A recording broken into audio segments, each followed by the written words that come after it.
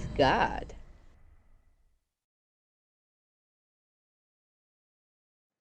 Hello everyone, welcome to today's video in which we're going to be learning a geometry concept, the median. We're going to be learning how to use the median in triangles and the characteristics of the concurrency of the medians.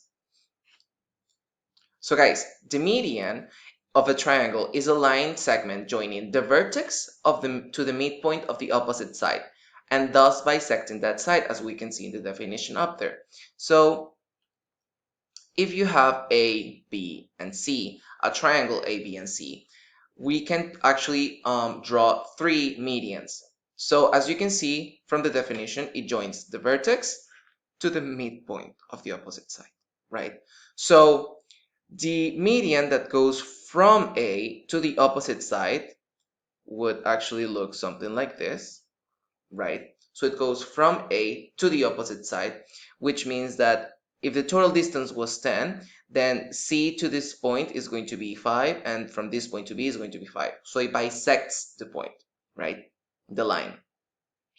Now, the one that goes from C is going to go from the vertex to the opposite side, right? And it's going to bisect AB. And when we go from B to the opposite side, is going to go like this. So as you can see, the three lines are going to join in a point, right? This point is a point that we call a point of concurrency. In this case, this point of concurrency is going to be called the centroid, right? So since we have a centroid, and that always happens inside the triangle, we can say that the median and the centroid have some characteristics in specific that are always going to be the same. Because of that, we have found that there is a theorem in geometry, which we're going to be talking about next, right? So, the theorem is going to say the following. The medians of a triangle are concurrent at a point, which we know is the centroid, and that point is going to be 2/3 of the distance from each vertex to the midpoint of the opposite side. Okay, what does that mean, guys? If we have the medians, so the median, for example, AD, we're going to see that the median AG is going to meet the other two medians, CF and BE, are going to be met on that point that we called the centroid, right? Because they meet at the centroid, the theorem says that the distance from the vertex to the centroid is always going to be 2/3 of the median,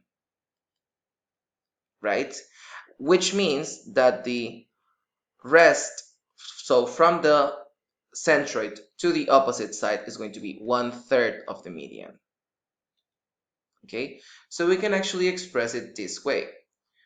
From the vertex to the median,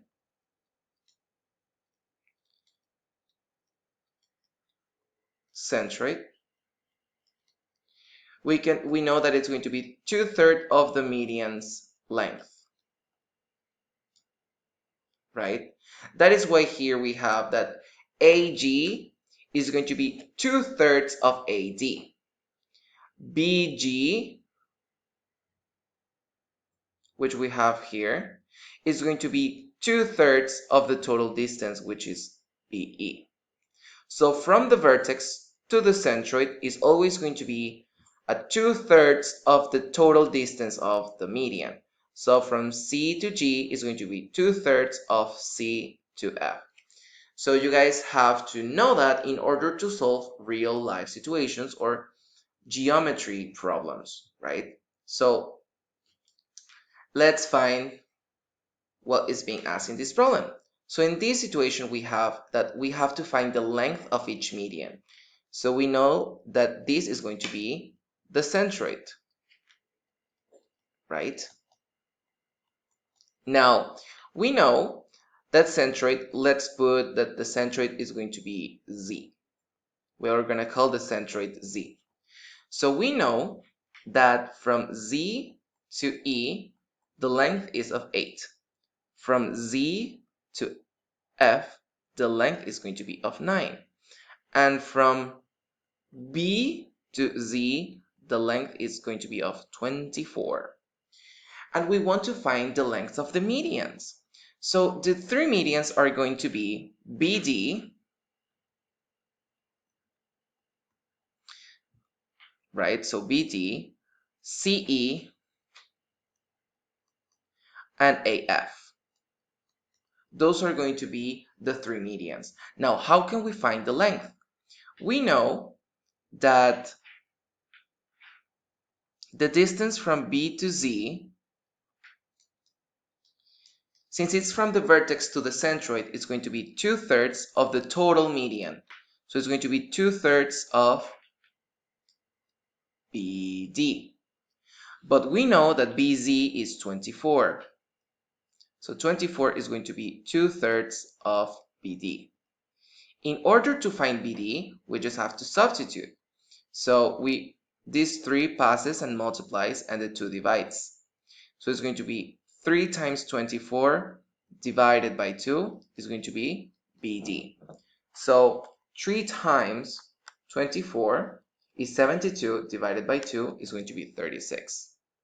So that means that BD has a total length of 36.